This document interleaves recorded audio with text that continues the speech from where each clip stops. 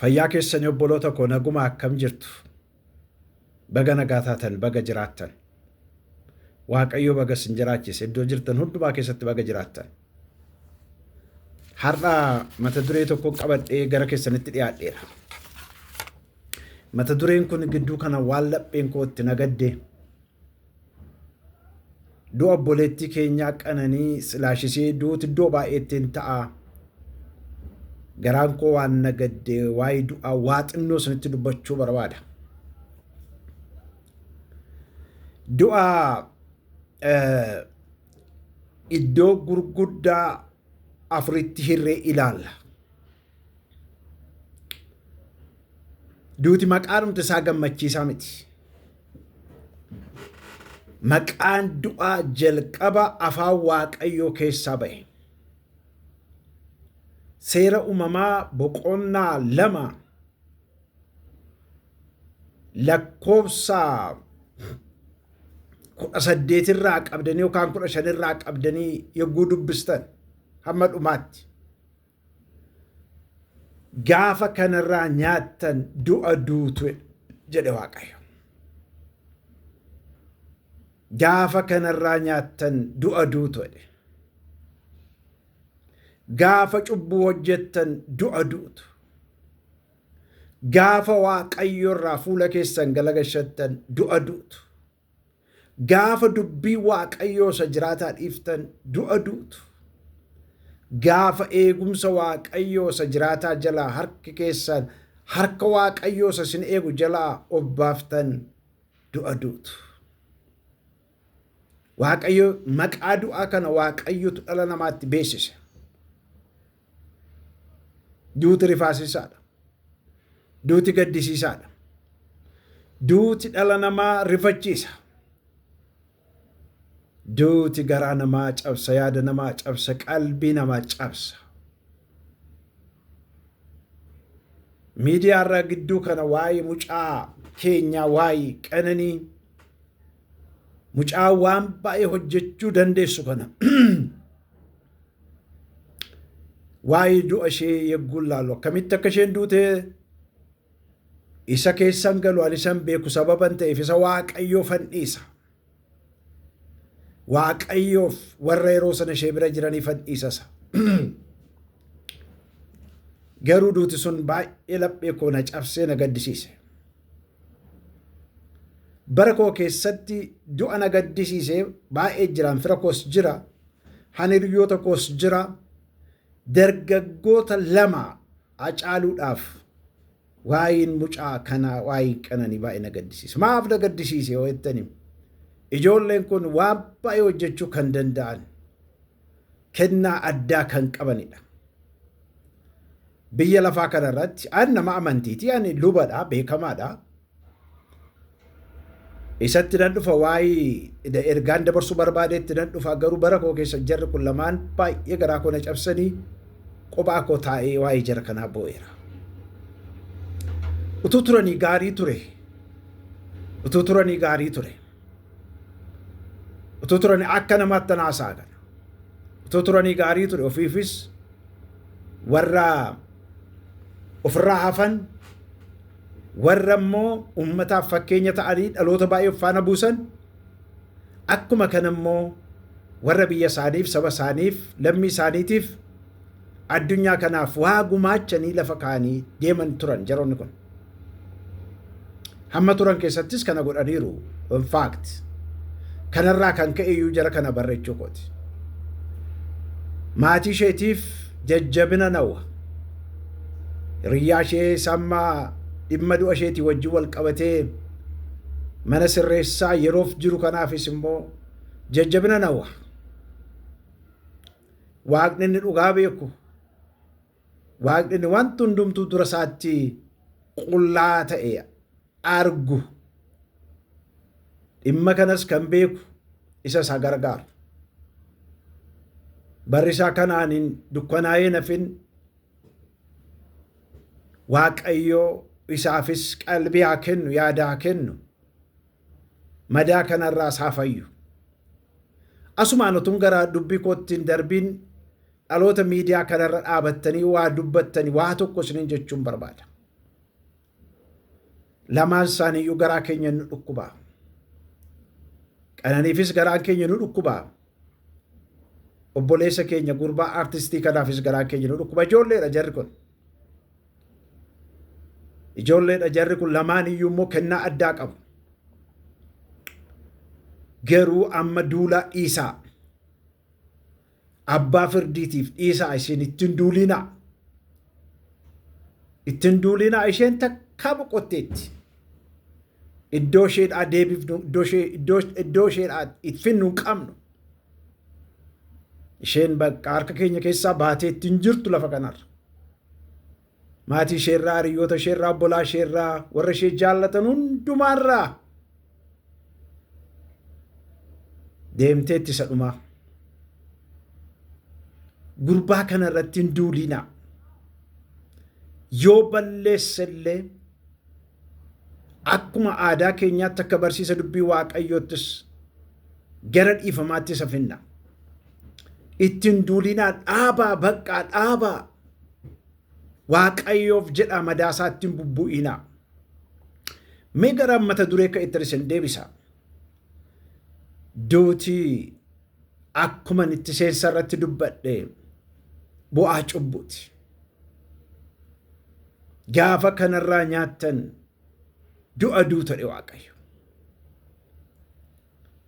Garuu waan isaan irraa nyaatan waan baay'ee kenneef. Ittiin bu'inaa nyaatinaa kanarraa nyaatinaa. Gaafa nyaattan du'a duutadhe. Duuti jarri kun achitti du'an du'a hafuuraati. Du'a Waaqayyoo wajjin garaagara ba'uuti. Du'a Waaqayyoo wajjin wal arguu dadhabuudha. Itti aansee immoo du'a fooniitti dhufe Waaqayyo akkasittiin jedhe. Biyyoorraa uumamte biyyootti deebitaa ittiin jedhe. Biyyoorraa uumamte biyyootti deebitaa ittiin jedhe. Kanaaf iyyuu foon qabeessi hundumtiyyuu biyyootti deebi'aa jechuudha. Kun hunduma keenya kan eeggatu, anaan kan na eeggatu, ijoollee koo kan eeggatu, warra manaa koo, fira koo, hiriyoota koo kan eeggatu, isiniin hunda keessan kan isin eeggatu. Biyyootti deebi'uun keenya nafu. Mucaan miidhagduun dandeetti akkasii qabdu harka qabanii dubbisuuf illee namatti ulfaatu.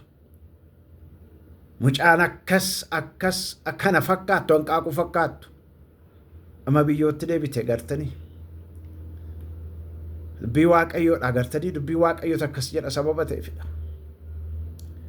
Duuti jaboo lafa kanarratti beekamuu mo'eera. Duuti nama irratti aboo guddaa qaba. Dhalli namaa waan sodaatu keessaa ni jalqabaa du'adha. Duuti sodaachisaadha.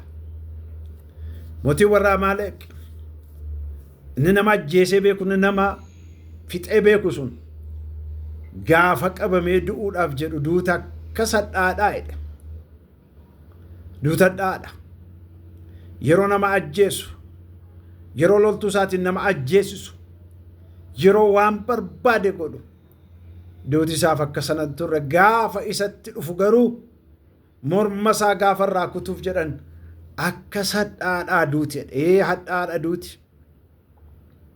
Hadhaan iyyuu isan ibsu jecha dabraa sababa hin qabne malee duuti hadhaadha. Yaa obboleettii koo duuti hadhaadha. Du'a baannee deemna, du'a of keessatti baattanii deemtu baannee deemna. Duuti hadhaadha. Nutti hin fakkaatu garuu. Duuti nutti hin fakkaatu garuu hadhaadha. Hadhaa baay'ee gadheedha duuti. Duuti garuu mo'ameera. Duuti mo'ameera. Tokkoffaa Yesuustu du'a mo'e. Yesuus Kiristoos waa'ee cubbuu dhala namaaf, waa'ee Israa'el qofaaf miti dhagaa, sanyiin namaa hundumtuu, Oromoon guutummaan dhagaa. Dubbiin Waaqayyoo akkas jedha. Waaqayyo Israa'eliin jaallateera jedha miti.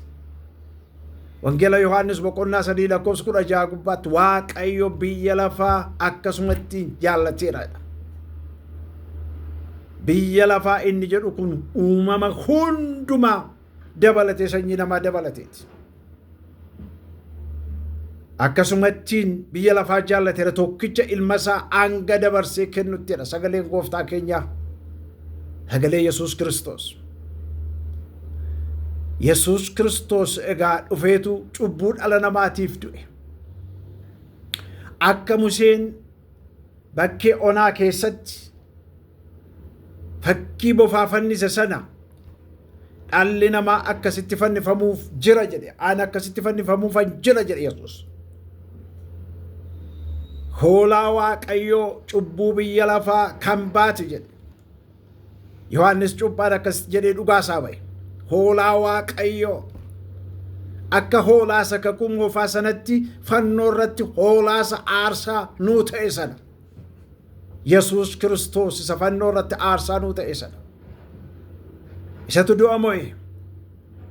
Utuu ijji isaanii ilaalanii utuu ijji namaa ilaaluu Yesuus Kiristoos waraaname fannifame. Utuma isaan dhaga'anii Yesuus Kiristoos lubbuu isaa dabarsee abbaa isaatti kennate. Hin du'e. Achirraa fuudhanii owwaalan Yesuus Kiristoosiin owwaalan. Gaafa guyyaa sadaffaa garuu dhagaa sana galagashee ka'e Yesuus Kiristoos. Boolli sun har'a duwwaa warri carraa biyya Israa'el dhaquu dandeessan dhaqaa laalaa. Abbootiin amantii biyya lafaa kanarra jiru amantii kan uuman kan hundeessan jiraachuu danda'u. Boolli isaanii ammayyuu lafeen isaanii keessa jira.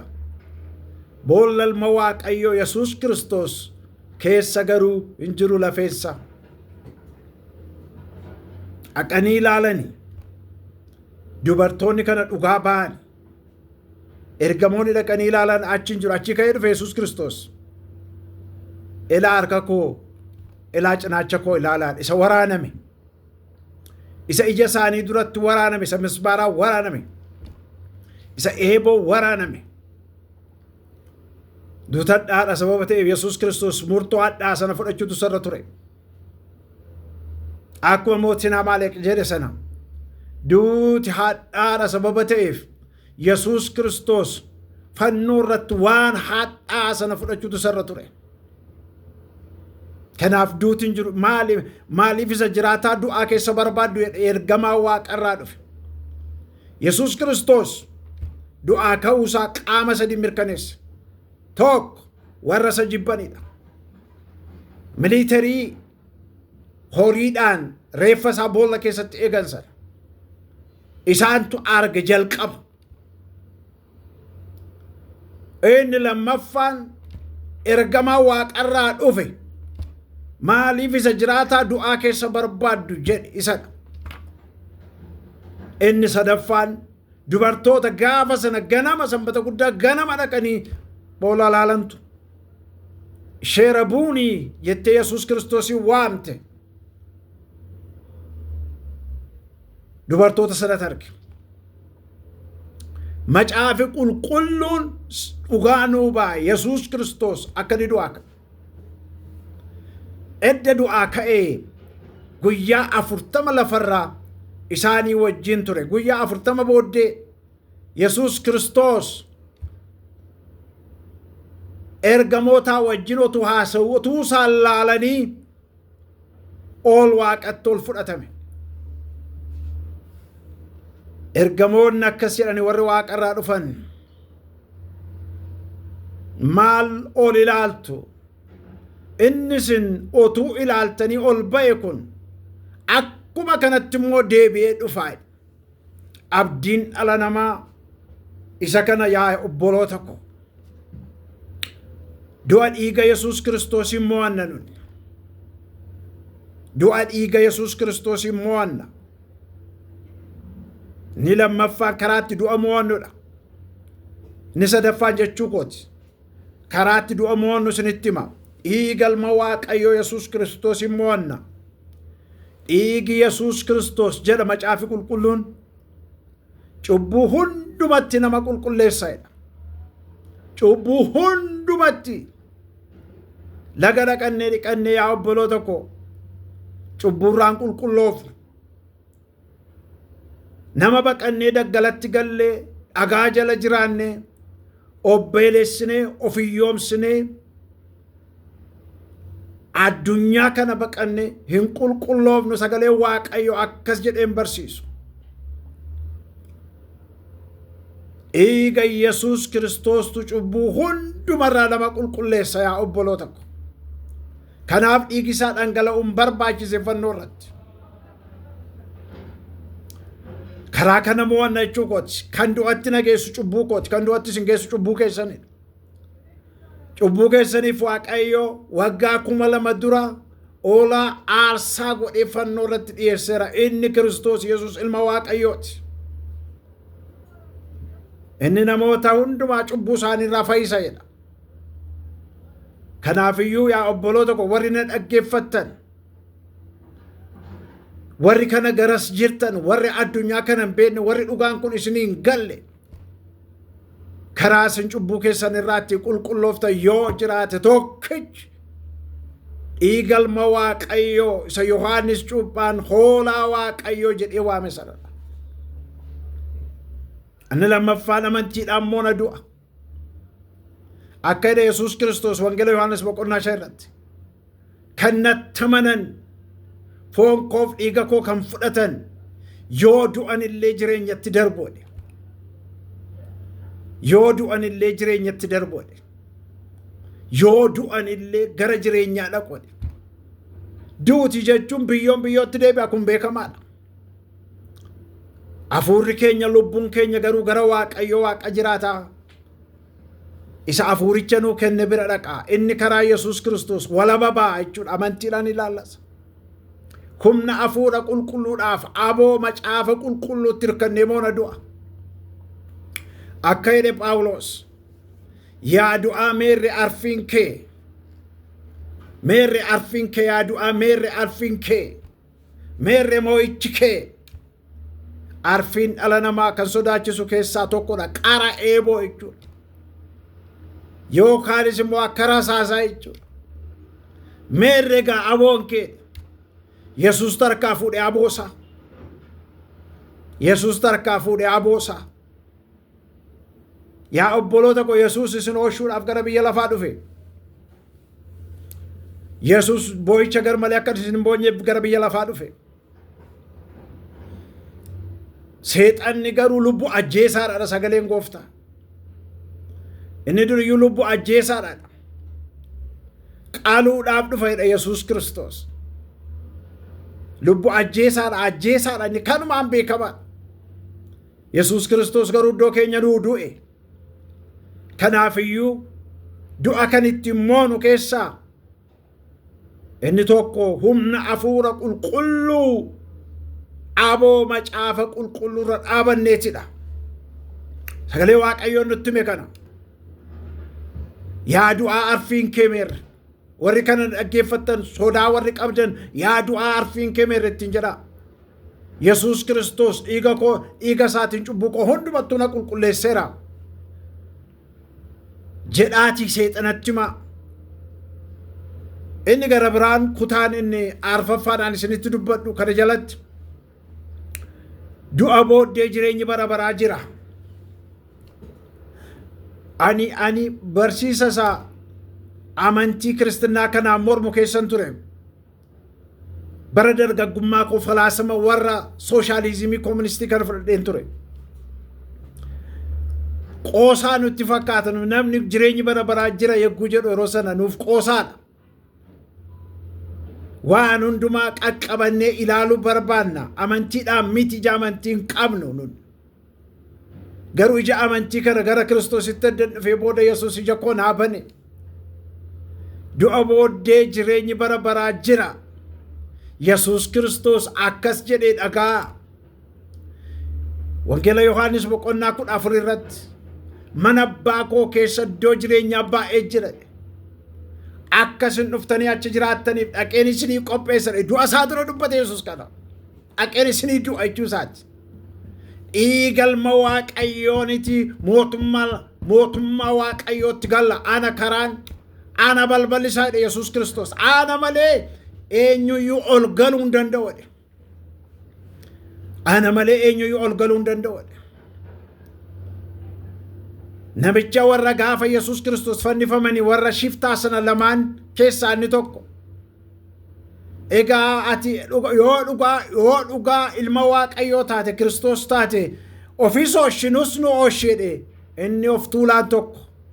Inni tokko garuu akkas jedhe. Firdii hamaa guddaa akkasii keessa teessee akka taasoftaa yaa gooftaa mootummaa keetti na yaadadhu ittiin jedhe. Akkasittiin jedhe Yesuus Kiristoos nama sanaan dhugaa siin jedha har'a naa wajjin mootummaa Waaqayyootti galtan. Concrete waan qabamaa beektu waan qabatamaa dhabu. Min macaafaa du'a booddee jireenya akkasii jira natti maa iddoo an jiru dhuftanii jiraattu Yesuus Kiristoos. Phaawulos warra Efesoonitti gaafa barreessu warra Efesoon warra akaakuu Israa'el hin turre. Cubbuu keessaniif irra daddarbaa keessaniif du'oota turtanidha.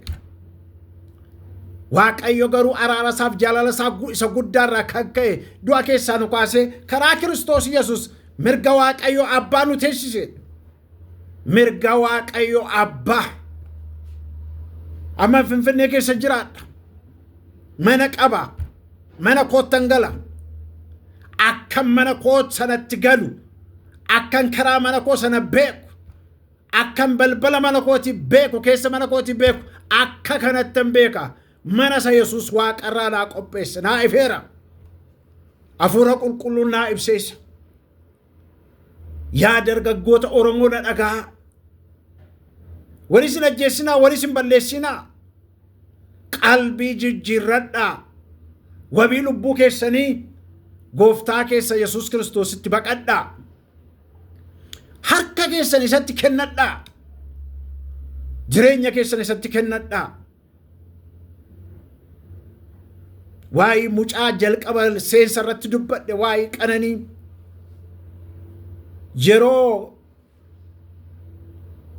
yeroo Hacaaluun du'e eenyu akka baasen beeku waan garaa nama tuqu sirba tokko baasan.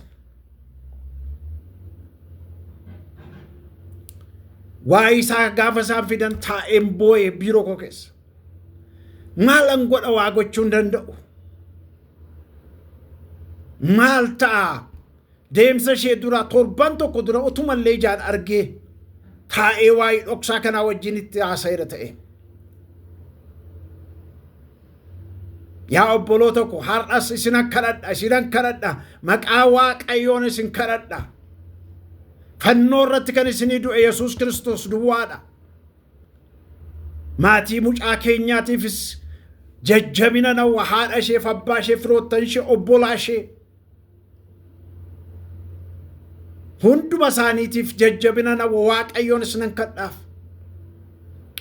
Jira jireenya du'a booddee jira jireenya galaa keessan toshadhaam guyyaa deemtan hin beektan. Qananiin otuu beettee bor guyyaa dhaloota koon kabaja jettee footoo ka'aan ooltu turte. Waan barbaachisu qophee gooti turte. Hin beektu kana Waaqayyo ofii qabate.